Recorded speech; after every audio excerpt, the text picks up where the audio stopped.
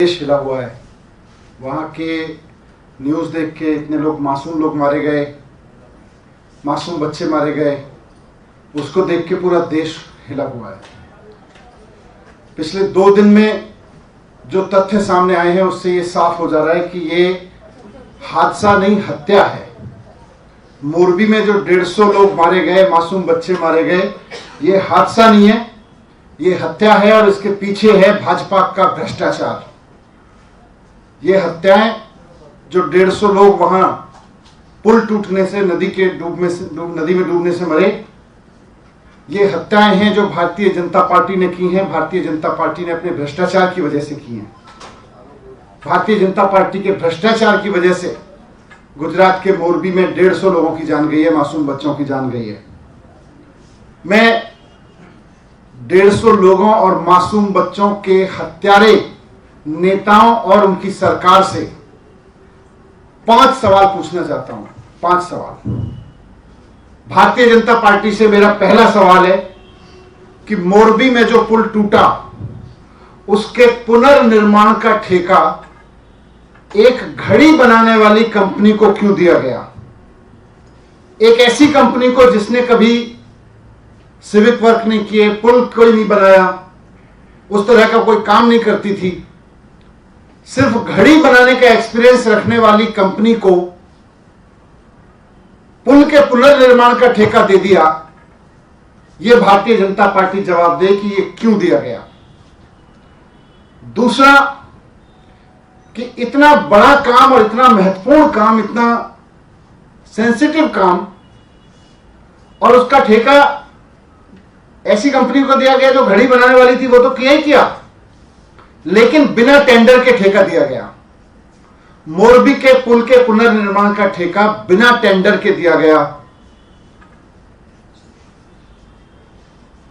एक गैर अनुभवी कंपनी को बिना टेंडर के ठेका क्यों दिया गया? भारतीय जनता पार्टी के नेता जवाब दें इस बात का।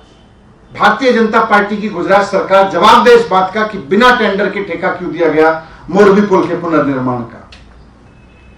फिर जो डॉक्यूमेंट सामने आए हैं उनसे समझ में आता है कि यह पुल के पुनर्निर्माण का काम 8 महीने में पूरा होना था, लेकिन किस जल्दबाजी में, कौन सी ऐसी जल्दबाजी थी जिसकी वजह से यह 8 महीने का काम 5 महीने में लीपापोती करके पुल को खोल दिया गया, एक घटिया पुल बना के चालू कर दिया गया?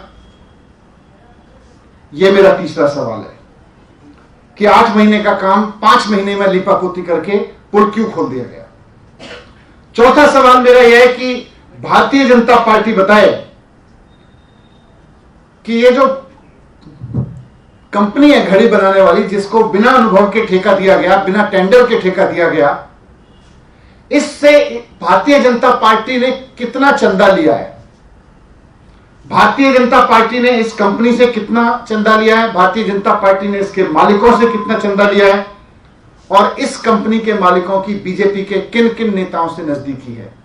भारतीय जनता पार्टी इस बात का खुलासा करे कि मोरबी में जो 150 लोगों की हत्या हुई, उस हत्या के पीछे भारतीय जनता पार्टी को कितना चंदा मिला है, यह बात भारतीय जनता पार्टी बताए। और 5वां सवाल मेरा यह है कि इतने बड़े हादसे और पूरे देश में, पूरी दुनिया में यह मुद्दा उठ रहा है, इतने बड़े हादसे के बावजूद जो एफआईआर दर्ज की गई है उसमें उस कंपनी और उसके मालिकों का नाम तक नहीं है। सिक्योरिटी गार्ड, नीचे के कर्मचारी, मजदूर, इन लोगों के खिलाफ एफआईआर की गई है। कंपनी के मालिक के खिलाफ एफआईआर नहीं की गई, कंपनी के नाम से एफआईआर नहीं की गई। वहां के सिक्योरिटी गार्ड और वहां के मजदूरों के खिलाफ, वहां के छोटे कर्मचारियों के खिलाफ एफआईआर की गई है। किसका दबाव है? किसके दबाव में कंपनी के मालिकों और कंपनी के खिलाफ एफआईआर नहीं की गई? इन 5 सवालों के जवाब भारतीय जनता पार्टी को देने होंगे। ये 150 लोगों की मौत हादसे में नहीं हुई, हत्या में हुई है। मैं फिर से इस बात को दोहराना चाहता हूं। Thank you. सर, आज बीजेपी ने एक आरोप लगा दिया, सुकेश चंद्रशेखर कॉनमैन ने दावा किया है कि जो सत्येंद्र जैन है उनको उन्होंने एक्सटॉर्शन मनी मांगी थी, 10 करोड़ के लेन देन की बात भी कही। अभी आप देख रहे हैं कि किस तरह से भारतीय जनता पार्टी के कारनामों की वजह से, भारतीय जनता पार्टी के भ्रष्टाचार की वजह से पूरे देश में गुजरात की थूथू हो रही है, गुजरात सरकार की थूथू हो रही है।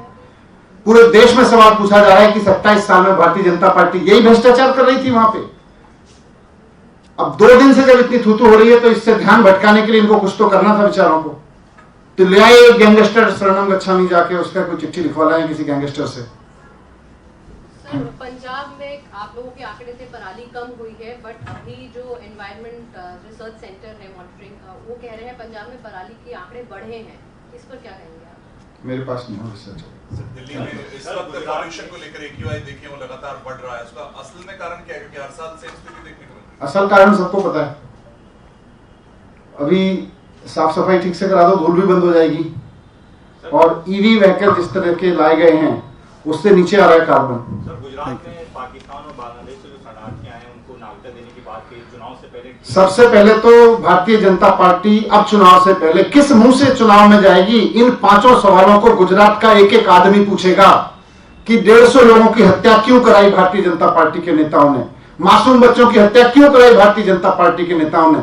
इनको लग रहा है गैंगस्टर की चिट्ठियों से, इस तरह के चुनाव से पहले किए गए कि उससे चुनाव जीतेंगे।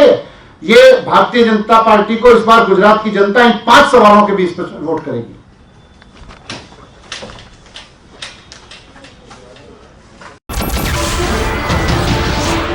नमस्कार, मैं हूं मानक गुप्ता। अगर आपको हमारा ये वीडियो पसंद आया हो तो इसे लाइक और शेयर जरूर करें, और हां, हमें सब्सक्राइब और फॉलो करना ना भूलें ताकि आप देश और दुनिया की कोई खबर मिस ना करें। तो जुड़े रहिए हमारे साथ और देखते रहिए News 24।